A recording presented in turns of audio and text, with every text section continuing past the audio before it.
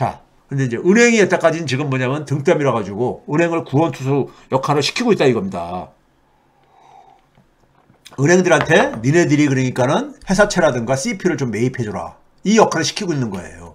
그런데 자금시장편을 다시 한번 봐봅시다. 여기 지금 숫자가 많아가지고 그합니까? 주로 이제 자금시장에서 민간 자금시장에서 그러니까 소위 말해서 공공기관, 공기업이라든가 공공기관이라든가 정부라든가 한국은행이 발행하는 채권 말고요.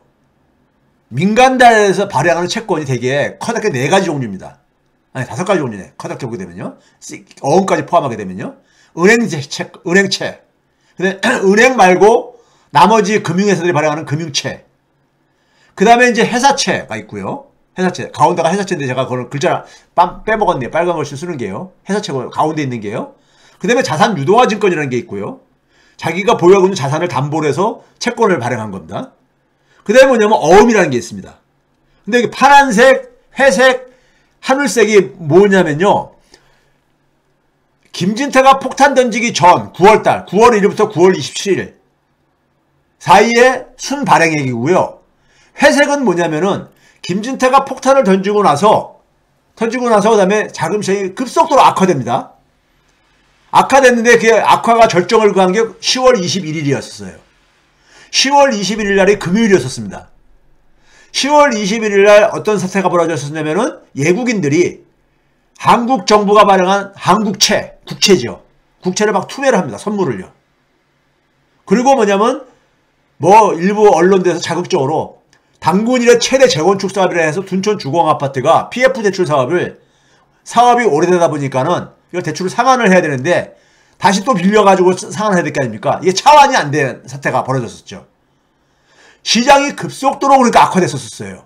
10월 21일이 금요일이었어요.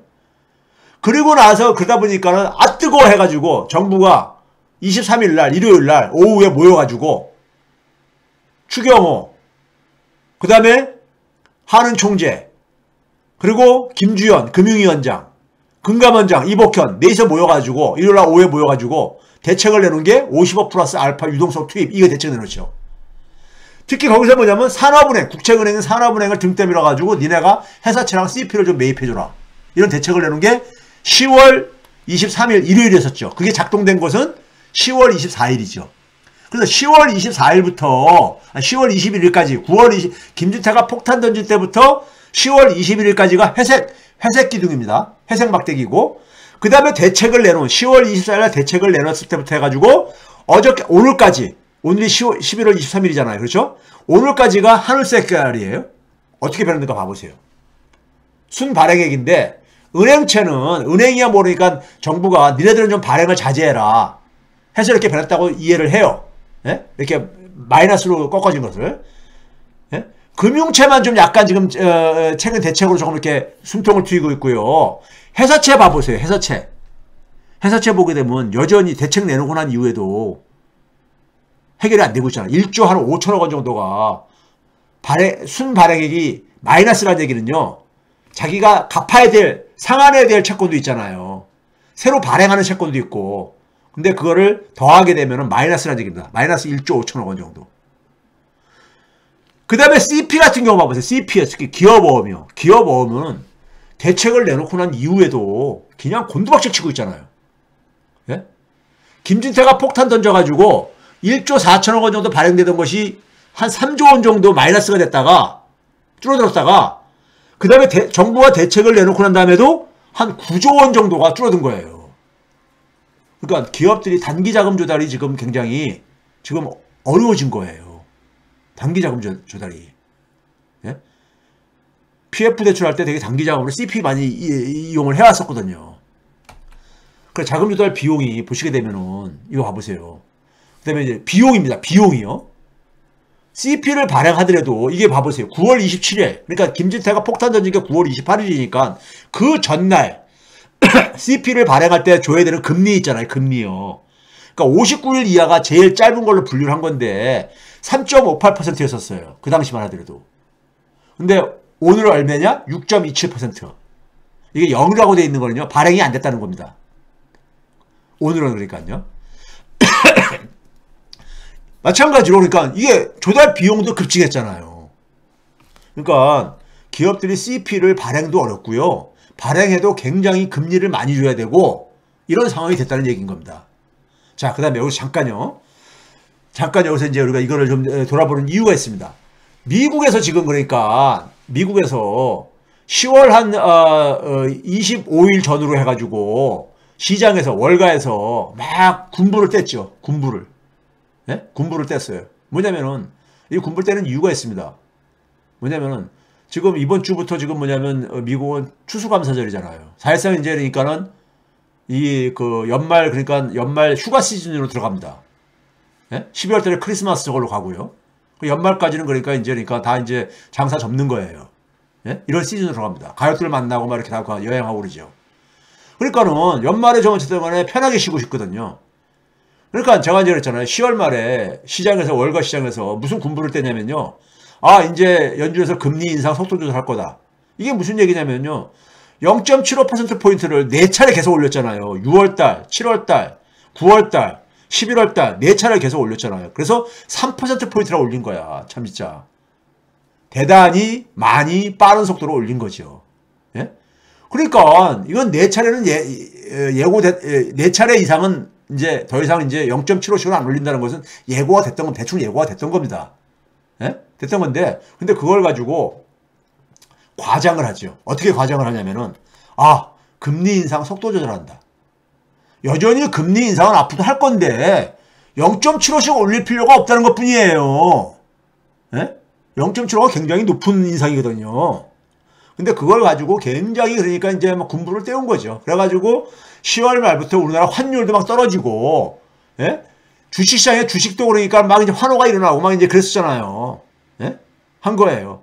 저는 이제 그때 그거 가지고 제가 커뮤니티란에다 그런 걸 올렸잖아요.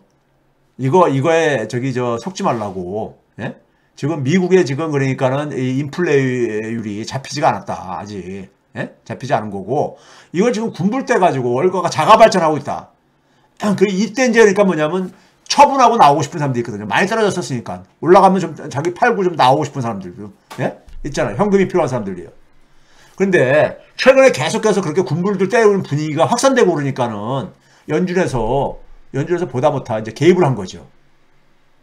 블러드라고 연준의 블러드가 이게 지금 세인트 루이스 연준 저걸로 있는 사람으로 하는데 이 사람이 굉장히 그러니까는 비둘기파로 많이 알려진 사람입니다. 비둘기파로. 근데 이 사람조차도 뭐라고 했냐면은 연준의 금리는 한 5 내지 5.25%까지는 올려야 될 필요가 있다. 예? 이런 얘기를 한 거예요. 현재 4%, 지금 현재 4%잖아요. 상당 구간이요. 이런 얘기를 한 거예요. 가장 비둘기파적인 이 색채를 가지고 있는. 예? 그러면서 이제 뭐냐면 이 사람이 자기가 연준이 그러니까 되게 금리를 결정할 때 사용하는 하나의 이 기준, 공식이 테일러 준칙이라는 게 있습니다. 테일러 준칙이요. 예? 테일러 준칙에 따라서 계산을 해보니까는 한 5 내지 7% 정도는 돼야 된다라 이거예요. 예? 지금 연준의 금리는요. 5 내지 7% 정도는 돼야 되더라 이거예요. 그 계산하는 방식이 있거든요. 예? 계산하는 방식이요. 그러니까는 이런 이제 얘기를 던진 거야. 가장 비둘기파적인 연준 인사가 5% 이상은 가야 된다. 이렇게 얘기를 한 거예요. 그 다음에 이제 뭐냐면은 또 누가 이제 나타났냐면은 연준에서 이제 그러니까는 연준에서 이제 뭐냐면은 이번에는 그 캔사스시티에 그 에스터 조지라고 이 사람이 뭐냐면은 지금은 금융안정 이런 거 지금 신경 쓸 때가 아니다. 연준의 가장 중요한 게 지금 물가 안정인데 인플레이션을 축소하는 것이 축소하는 이게 그러니까 경기 침체를 감수해야 된다 이거예요. 물가 안정을 달성을 해야 되고 그리고 물가 안정하려면 경기 침체는 불가피하다. 이 얘기는 뭡니까요? 금리 더 올려야 된다 이거죠. 금리 더 올려야 된다 이거예요. 그 침체가 오는 건 그건 불가피하다 이거예요. 그 침체 없이 물가 안정 달성할 수 있는 그런 꿈꾸지 말라 이거예요. 쉽게 얘기하면요. 이게 16일자에 이제 이렇게 나왔죠. 에스터 조지가. 그러니까 연준 인사들이 가만히 보니까는 월가가 시장이 지네들끼리 북치고 장구치고 다 하고 앉아있는 거야. 자가발전하고 앉아있는 거야. 예? 그렇게 되게 되면은 연준에 그러니까 지금 연준은 뭡니까? 빨리 물가를 안정시키고 싶은데 주가가 올라가게 되면은 돈이 더 풀리잖아요. 시중에 그러니까 자금들이 다시 돌아와가지고 오히려 방해가 될까봐 연준에서도 이렇게 브레이크를 건 겁니다. 했는데 자 이거 봐보세요. 이 시장에서 이제 환호했던 게 뭘 가지고 했냐면은 일전에 보여줬던 거죠. 미국의 소비자 물가 상승률이 10월 달께 8% 밑으로 떨어진 게 나왔잖아요. 드디어 8% 밑으로 떨어졌다. 예? 해가지고 막 화났던 거 아닙니까? 그거 가지고 자가 발전했던 거 아닙니까? 저거 가지고요. 예? 저거 가지고 자가 발전했던 거잖아요. 그런데 이 소비자 물가 상승률은 참고 지표지 연준은 이거를 사용하지 않는다고 제가 얘기했잖아요. 예? 근데 미국의 연준이 사용하고 있는 것은 뭐냐면요. PEC라고. 아니, PCE죠. 제가 스펠링을 잘못 썼네요. PCE입니다. Private Consumption Expenditure. 개인 소비 지출. 우리말로는요. 개인 소비 지출. 여기서 뭐냐면은, 에너지라든가 농산물 같이 변동성이 큰 상품은 빼고, 개인들이 그러니까 소비 지출을 할 게 아닙니까? 소비 지출하는 모든 소비 지출액을 계산을 해가지고 그게 얼마나 변했느냐, 가격이 얼마나 변했느냐를 계산하는 겁니다. 그러니까 소비자 물가보다도 훨씬 더 포괄적이죠. 이걸 2012년부터 사용을 하고 있는데 핵심 개인 소비자 지출을 상승률을 연준은 그러니까 이것을 2%를 목표로 하고 있죠. 2% 이내로 관리하는 걸요.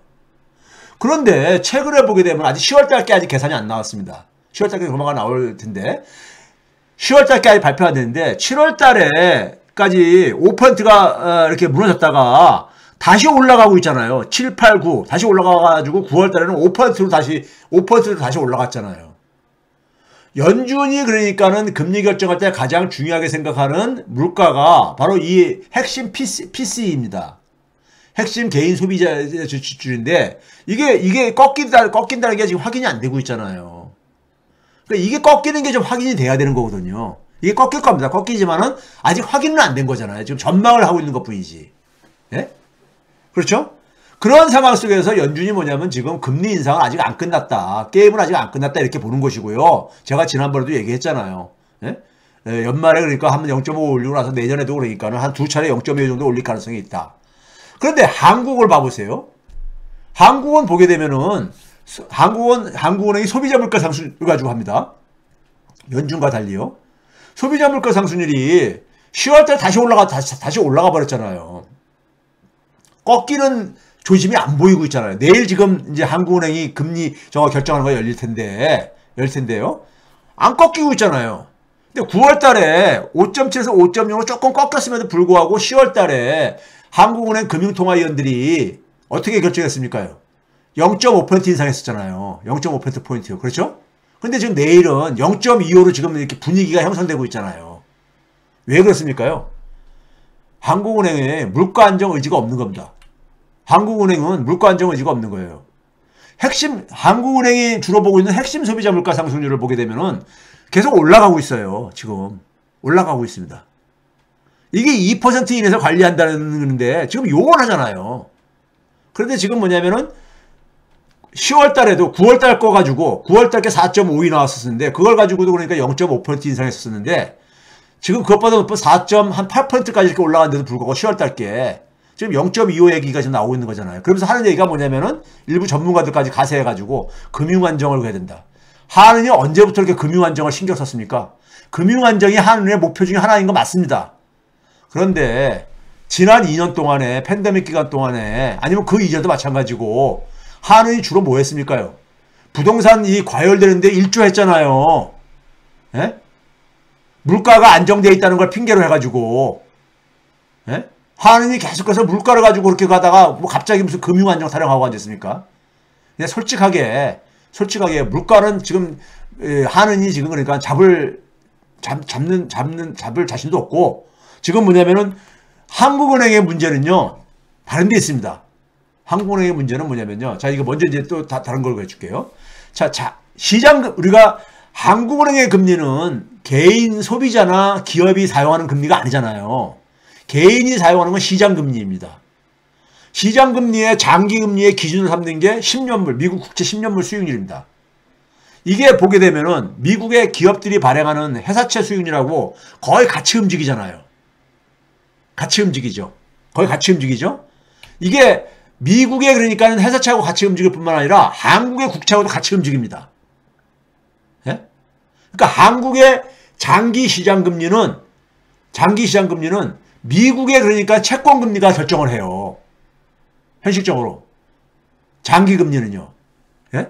그래서 우리가 흔히 장기 채권 금리는 그러니까 우리가 장기 시장 금리는 국제 채권 시장에서 결정된다 이런 얘기를 하고 그럽니다. 전문가들이요. 지금 무슨 얘기냐면 한국은행이 기준금리를 안 올려도 채권 시장에서 이게 채권 금리가 올라가게 되면 같이 올라갈 수밖에 없다 이겁니다. 실제로 이거 봐보세요. 이게 전문가들이 그러니까 그 놓치고 있는 부분인데 제가 이거 몇 번 소개를 한 적이 있는데 자 연준이 금리를 올해 그러니까 총 올린 게 얼마입니까? 3.75%포인트 올린 거예요. 이 파란색이 미국 금리들입니다. 주황색이 한국 금리들이에요. 한국은행은 0.5%에서 작년 8월달부터 금리를 올리기 시작했죠. 그래서 3%까지 올렸잖아요. 그러니까 2.5%포인트가 인상된 거죠. 제가 어디 이걸 2.75라고 한번 실수로 표기한 적이 있었는데 깜빡했고요. 한국은행은 우리가 0.5가 제일 미쳤었잖아요.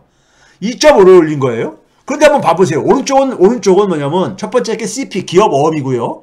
국채 10년물만 빼놓고 회사채, 그 다음에 모기지까지 이렇게 보게 되면 주택담보대출 금리까지 보게 되면요. 어떻습니까? 한국이 더 많이 올라갔잖아요. 기준금리는 중앙은행의 기준금리는 한국이 1.2%포인트나 낮게 올렸는데 연준보다 먼저 올려서도 낮게 올렸는데 시장금리는 기업 어음 금리든 회사채 금리든 간에 다 한국이 더 많이 올라갔잖아요. 그렇죠? 이 얘기는 뭐예요? 한국은행이 금리를 안 올려도 시장금리가 올라가고 시장금리에 의해 가지고 기업들이 자금 조달 비용이나 여기 기업 업 CP를 포함해서요. 자금 조달 비용이나 아니면 개인들이 그러니까 우리가 주택담보대출 금리도 다 이게 그 시장금리에 영향을 받는 거잖아요. 즉 한국은행이 금리 안 올려도 어차피 금리 인상 부담은 올라가고 있는 상황인 거예요. 그러니까 한국은행이 그러니까 제대로 그러니까 자기 역할을 할 수가 없는 상태가 돼버린 거야. 물가 안정도 지금 사실상 손 놓고 있는 거고 두 번째는 시장금리 통제도 못하고 있는 거예요. 왜 이렇게 됐느냐? 이게 정치 실패인 거예요. 시장금리가 이렇게 많이 올라가는 이유가 뭐라 했었어요? 신용위기 때문에 생긴 거야. 한국은. 신용위기 때문에. 연준처럼 파란색 기둥으로 시장금리가 이렇게 많이 안 올라가져야 돼요. 많이 안 올라가집니다. 원래 가요. 기준금리보다도요. 왜 그러냐면은 금리라는 것은 우리가 어떻게 결정하는 거냐면요. 상식적인 거지만은 은행이 금리를 결정할 때 어떻게 결정합니까요? 자기가 자금 조달 비용. 자기가 돈을 그러니까 조달하는 비용이요. 그게 그러니까 예금 이자, 수신 이자를 주던 아니면 채권을 발행하든 간에 조달하는 비용이 있을 거 아닙니까? 거기다가 뭐냐면은 자기도 운영 비용이 있잖아요. 운영 비용. 인건비를 포함해서 운영 비용이 있을 거 아닙니까? 그 다음에 뭐냐면 돈을 빌려갔는데 그러니까는 돈을 못 갚는 사람들 있잖아요. 그거 손실 처리해야 되잖아요. 여기다가 뭐냐면 자기들 마진을 더할 게 아닙니까? 근데 이런 비용들이 조달금리를 빼놓고 이런 비용들은 중앙은행이 금리를 올린다고 해서 같이 계속 올라가는 게 아니잖아요. 인건비가 무슨 뭐 계속해서 올라가는 거 아니잖아요. 한 번 올라갔으면 그걸로 끝이지. 한 번 들어갔으면요.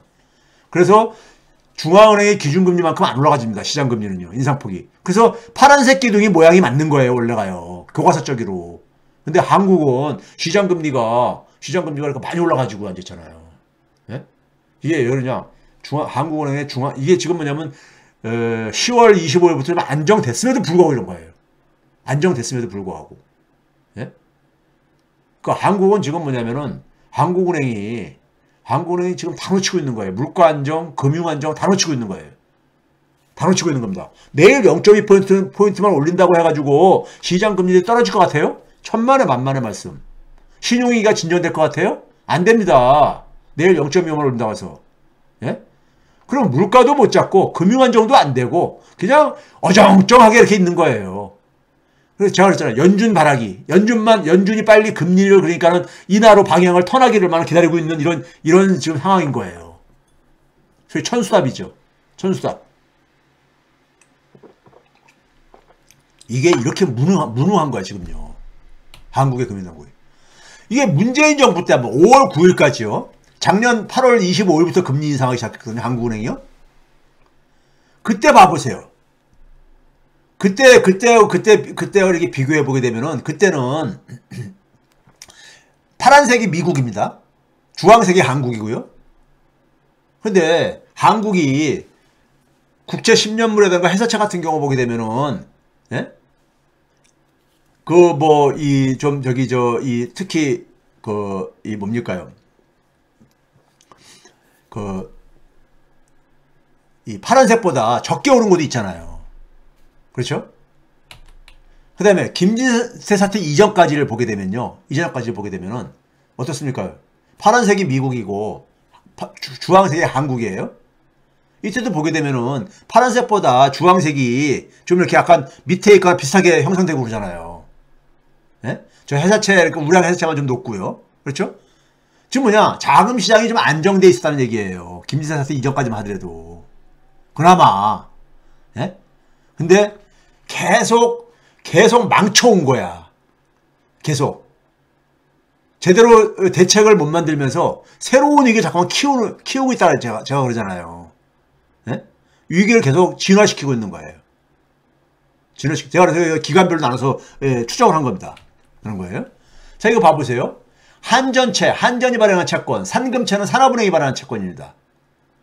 이것조차도 9월 1일부터 최근까지 오늘까지 금리 추이를 봐보세요. 요 기간 동안에 한국은행이 10월 달에 0.5%포인트 인상했잖아요. 그런데 한전이나 산업금융채권은 이거 최고 등급입니다. 그런데 금리가 1%포인트 안팎으로 상승했어요. 예? 산금채, 산업금융은행이 발행한 채권은 국채나 거의 비슷한 거예요. 국채나. 산업은행은 국가 국채은행이고 정부가 51% 지분을 가지고 있는 은행이고요. 산업은행의 손실을 보게 되면 한국은행과 똑같습니다. 정부가 재정 투입해서 메꿔주게 돼 있어요. 금융위원회 그러니까 이걸 통제받고 있는 은행이고요. 예? 그런데 1%포인트 이상이나 올랐잖아요. 상금채가. 최근에 좀 약간 떨어졌어도. 예? 왜 이렇게 많이 올라가냐고요. 그러니까요. 이런 신용도가 그러니까는 국채 등급의 이런 것조차도 기준금리보다 그러니까 2배 이상 이렇게 올라가지냐고요. 예? 이게 그러니까 우리나라가 그러니까 이게 지금 뭐냐면 금융시장이 작동을 안 하고 있는 거예요. 작동 안 하니까 이렇게 돼버린 겁니다. 이걸 아셔야 돼요, 여러분들이. 자, 그 다음에 앞에서 제가 얘기했죠. 지금 그러면 다시 부동산 시장으로 다시 돌아왔을 때 지난 1년간 주택의 미분양된 주택들의 규모입니다. 달별로, 월별로요. 21년 9월부터 올해 9월달까지요. 근데 9월달에 보게 되면 쭉 올라가 있잖아요. 속도가 빨라지고 있습니다. 빨라지고 있어요. 아직 물론 과거에 그러니까 2009년도 이 당시보다는 아직 미분양 규모가 크진 않지만은 최근에 와서 미분양 규모가 빨라지고 있다. 빨라지고 있는데 9월달을 보게 되면요. 전년 9월달 1년 전하고 비교해 보게 되면요. 2월달하고 비교하게 되면은 27,800세대 800채 정도가 미분양됐어요. 대한민국 전체 미분양 수는요. 증가한 수가요. 증가한 수입니다. 미분양된 전체 규모가 아니라 증가한 거예요. 1년 전에 비해서. 이게 퍼센테이지는 얼마냐면요. 200%입니다. 201%. 1년 전에 비해서 201%. 2배 정도 증가했다는 얘기인 거죠. 서울은 664채가 그러니까 더 증가했는데 미분양된 게 서울조차도요. 근데 이게 퍼센테이지로는 1207%, 12배 정도 증가한 거는. 작년에는 그러니까 거의 다 분양이 됐다는 얘기인 거죠. 그러니까요. 예? 대구가 굉장히 많이 미분양이 가더라고요. 대구가. 8,446채. 이게 그러니까 퍼센테이지는 404%. 1년 전에 비해서요. 경기도도 한 505%. 지방은 그러니까 뭐 이 규모는 많지만은 한 172%. 이게 좀 하여간 이 1년 전에 비해서 굉장히 미분양된 이 증가율이 굉장히 빨라지고 있다는 걸 보여주고 있는 하나 저거죠. 그 다음에 그 앞달 8월달 대비해서 보게 되면은 전체 개로 한 9,000채 정도가 분양이 안 된 게 증가한 거예요. 한 27% 증가한 거예요. 한 달 만에. 한 달 만에요. 서울만 보면 한 18%가 증가하고 한 달 만에. 대구는 한 27%. 대구가 많이 가네. 예? 근데 경기도가 한 75%. 수도권만 보게 되면 56%가 증가한 거예요. 8월달에 한 달 사이에. 그러니까 미분양이 굉장히 최근에 빠르게 증가하고 있다. 즉 사람들이 뭐냐면 주택을 매입하려는 사람들이 많이 줄어들고 있다는 얘기잖아요. 예? 주택을 안 사겠다는 얘기 아닙니까? 쉽게 얘기해서요. 그렇죠? 자, 이게 이제 증감수하고 증감률이에요. 증감수. 이건 그러니까 변화수입니다. 이건 이제 증가한 것만입니다. 전체 숫자가 아니라요. 전체 숫자가 아니라. 예? 자, 그다음에 과거에 물론 미분양 규모에는 아직 도달하지 못했습니다. 과거에 그러니까 2008년, 9년 이때에 굉장히 미분양 규모가 이 금융위기 충격으로 인해 가지고 주택시장이 완전 거의 죽을 때가 있었었죠. 그때에 비하면 아직도 그한 거고, 과거에 비하면 아직까지만은 최근에 속도가 빨라지고 있다는 게 이제 문제는 이제 그런 겁니다. 그 다음에 이제 아까 제가 얘기했죠. 은행채 발행액이 2020년부터 이 급증하기 시작했다. 확 점프하잖아요. 점프하는데 이것들이 그러니까 내년부터 이제 돌아올 저거다. 이게 보시게 되면요. 은행이 지금 그나마 자금 지원할 수 있는 게 뭐냐면 작년 10월 달부터 이 은행채 발행을 많이 이제 증가시키기 시작한 거예요. 왜? 금리를 이제 그러니까 인상하기 시작하고 그러니까는, 예? 이제 자금 이제 확보해야 되겠다 해가지고, 예? 그래서 올해도 그러니까 열심히 한 거예요. 5월달 이후부터 20조 이상씩 계속 하잖아요. 왜? 5월달부터 이제 연준이 금리 인상 속도를 빠르게 높였잖아요. 그러니까 회사채가 잘 발행이 안 된 거예요. 은행들이 이렇게 자금을 긁어 모으니까, 예? 은행들이 자금을 긁어 모으니까요. 내년에 채권이 만기가 돌아오는 게요. 채권 만기가 돌아오는 액이 여러분들 놀라지 마세요. 615조. 615조입니다. 615조예요. 그 중에서 소위 공공성을 띠고 있는 국채, 한국은행에 발행 통한채라든가 지방정부에 지방채, 그 다음에 공공기관에 발행 특수채 같은 걸 빼고 민간에서 발행하는 것만 하더라도 내년에 이렇게 채권이 만기가 돌아오는 게 370조 정도 됩니다. 그 중에 한 200조가 상반기에 돌아옵니다. 상반기에 돌아와요. 200조가. 그럼 이거 만기에 돌아오게 되면은 상환을 해줘야 되잖아요. 상환하려면 두 가지죠. 뭐 돈을 많이 쌓아놓고 있으면 돈으로 갚아주면 되지만 없으면 다시 또 채권을 발행을 해야 되는 거예요. 다시 또 채권 발행해야 되는 거잖아요. 근데 지금 채권 발행이 되겠냐고 얘기해요. 예? 상환을 해야 되는데 이 돈을 어떻게 이거는 은행이 지금 그러니까 지원할 상황이냐 이거예요. 이걸요. 내년도. 자, 왜 그러냐면요. 내년 상반기까지 필요자금 조달의 얘기 한 300조 정도 지금 되고 있는데, 예? 300조 정도 되고 있어요. 지금 은행들이 지금 그러니까는 확보할 수 있는 게 한 135조. 이 정도 안 됩니다. 예? 자, 이거 회사채를 보게 되면은 5월달부터 이게 좀 꺾이기 시작하잖아요. 그래서 5월달부터 이게 연준에서 금리를 이제 그러니까 빅스텝으로 하기 시작하면서부터 그다음에 은행채가 많이 발행되기 시작하면서 이게 영향을 받은 거예요. 회사채가요. 발행하거든요. 회사채 발행액을 봤어요. 회사채도 마찬가지로 보게 되면 2020년부터 발행액을 크게 늘렸잖아요. 2020년 98조. 작년에 104조. 이게 2020년에 발행한 거예요. 내년에 만기 돌아오거든요. 회사채도 이게 한 3년짜리이기 때문에. 그렇죠? 지금 뭐냐면 내년에 이렇게 채권들이 만기가 많이 돌아오기 때문에 이걸 근데 문제는 뭐냐면 은행채도 만기 돌아오는 게 되게 많다 이겁니다. 은행이 만기채 돌아오는 게 얼마 된다 그랬었어요? 아까 보시게 되면 199조입니다. 내년에. 은행도 자기가 상환해야 될 게 한 200조 되는 거예요. 자기 발등에 떨어진 불도 그러니까 끄기 바쁜 거야, 은행이요. 근데 나머지 그러니까 금융회사라든가 나머지 기업들의 돈을 지원? 이거 쉽지 않죠. 그래서 제가 그러는 거예요. 은행을 지원으로 할 수 있는 것은 올해 말 내년 초가 그러니까 이게 그러니까 월별로 체크해 보면은 거의 한계다. 그럼 이제 은행은 뭐냐면 그래서 내가 살아야 되겠다. 이렇게 될 수밖에 없는 것이고요. 예? 그럼 자금 시장은 더 나빠질 수밖에 없다는 얘기죠, 내년에요. 근데 부동산 시장은 지금 더 그냥 나빠지고 있고, 예? 미분양도 증가하고 있고, 금리는 앞으로도 계속 더 올라갈 거고요. 내년까지는 금리가 내려갈 가능성은 없는 상태고요. 그렇죠? 그래서 PF 대출이 부실화될 가능성이 생기고. 그렇죠? 그 결과 뻔한 거죠, 뭐. 그러니까 한국형 금융위기라고 하는 이유는 뭐냐면요. 미국은 연준이 돈을 찍어내서 공급할 수가 있었어. 근데 한국은행이 지금 구원투수 나설 수가 없잖아요. 한국은요. 예? 근데 은행이 역부족인 상태예요, 지금요. 이 채권 시장의 규모를 가지고 봐보세요. 채권 시장의 규모를 가지고 보게 되면. 예?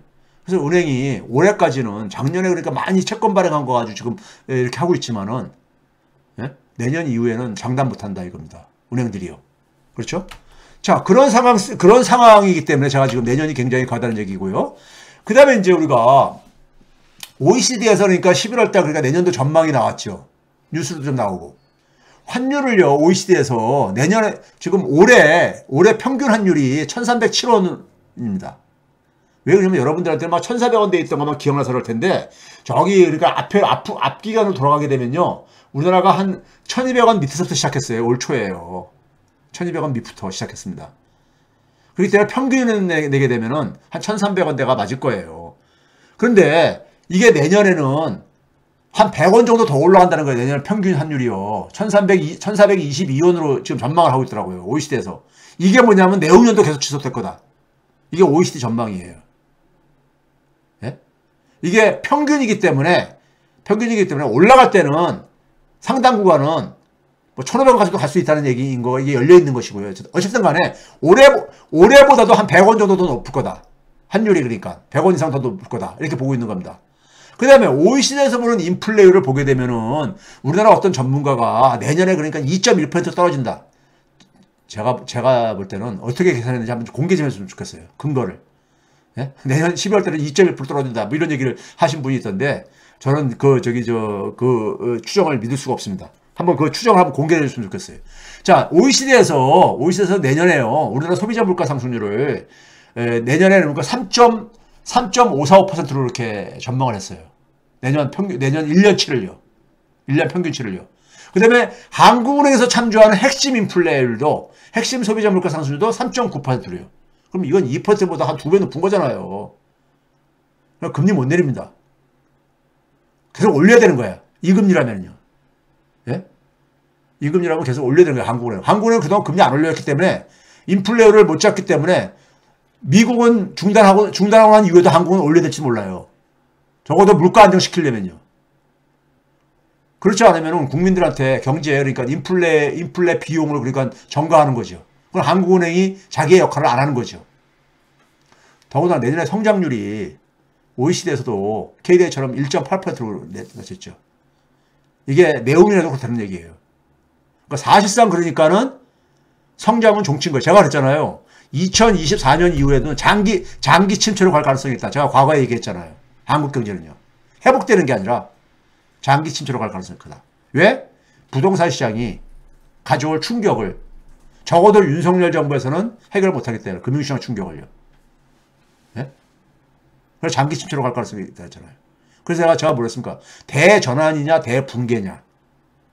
양자 태결길에 놓여있다. 한국은 지금. 그랬잖아요. 그런데 국민들이 정치를 외면한 결과 대붕괴 쪽을 선택을 한 거예요. 대붕괴 쪽을. 국민들이 선택을 한 거예요. 이거 뭐 어떻게 해요? 그래서 제가 최근에 칼럼들을 계속 그 시민언론 민들레 거기에다 제가 정치 외면의 청구서라는 제목으로 칼럼을 쓴 이유가, 계속 그걸 얘기하는 이유가, 이거 제발 좀 이해를 하셔야 됩니다. 정치가 얼마나 중요한지를. 예? 정치 얘기하지 말라는 분들은 진짜 저는 이기적인 사람이라고 봐요. 예? 현실 정치가 짜증나게 하는 건 있지만은 우리가 사회적 동물로 다른 사람과 함께 살아가는 데 있어서는 정치 외면하고 못 살아요. 예? 우리가 아파트에서 공동생활 하다 보면은 공동으로 우리가 지불하는 비용이 있잖아요. 똑같은 거예요. 그거나. 똑같은 겁니다. 예? 국민이 자기가 할 역할은 해야 되는 겁니다. 해야 될 역할은 해야 되는 거죠. 자, 그런 점에서 지금 그러니까 상황이 내년이 지금 그러니까 자금 시장이 지금 보게 되면요. 지금 우리나라는 시중은행을 내세우고 있어요, 지금요. 이 정부가 지금. 근데 시중은행들이 대주주가 다 외국인들입니다. 우리나라 4대 시중은행에 그러니까 외국인 지분율이 한 60~70% 돼요. 예? 그러니까 좀 부실한 자산들은 투자 안 할 겁니다. 부실한 회사처럼 CP 같은 경우는 투자 안 할 거예요. 예? 왜 자기들 손실 보면서 할 리가 없죠. 거기다가 문제는 뭐냐면 조달 자금이 고갈돼 거의 된다. 자기들이 상환해야 될 것이 한 200조가 들어오는 거 그것도 자기들이 꺼야 된다. 은행들이 자기 발등에 불 떨어졌는데 예? 다른 데를 지금 챙겨요? 에이. 이건 한국은행에서 지원 없이는 예? 그런 상황이다 이겁니다. 그런 점에서 지금 상황이 부동산 시장의 이 붕괴를 그러니까 막을 수 있는 수단이 없는 거예요. 수단이 없고 그렇다면 결국은 신용위기는 더 악화돼 갈 수밖에 없다. 악화돼 갈 수밖에 없다 이거죠. 그러면 부동산 시장이 더 경색되어지게 되면은 결국 PF 대출 부실은 터져 나올 수밖에 없어요. 이건 상식입니다. 상식이죠. 분양이 안 되면은 PF 대출 부실화 되는 거죠, 뭘. 예? 사업을 했는데 이게 분양이 안 되면 자금 해지 못하는 거잖아요. 그걸 뭐 용 빼는 재주가 있습니까? 거기에서요. 그렇죠? 자, 오늘 시간은 제가 가능한 좀 오늘 짧게 하려고 했습니다. 그래서 한 2시간 정도로 제가 오늘 마쳤네요. 다행히요. 그래서 여러분들에게 제가 댓글은 못 보면서 쭉 했는데, 예, 여러분들은 일단은 뭐 상황은 일단 이해를 하셔야 되니까요. 하셔야 되고요. 제가 그랬죠. 이거 제가 뭐 농담으로 하는 게 아니라 부동산 시장 붕괴를 막을 수는 있어요. 저는 막을 수 있어요. 개인적으로요. 제가 뭐 과거부터 이거 우리나라 부동산 시장 붕괴가 언젠가 올 수밖에 없다고 제가 생각했기 때문에 가계부채 경착륙이 그래서 제가 이거에 대해서 제가 연구를 하고 오랫동안 관심을 가지고 해왔기 때문에 그런 점에서 이제 여러분들이 알고는 있어야 될 것 같아가지고 말씀을 드린 겁니다.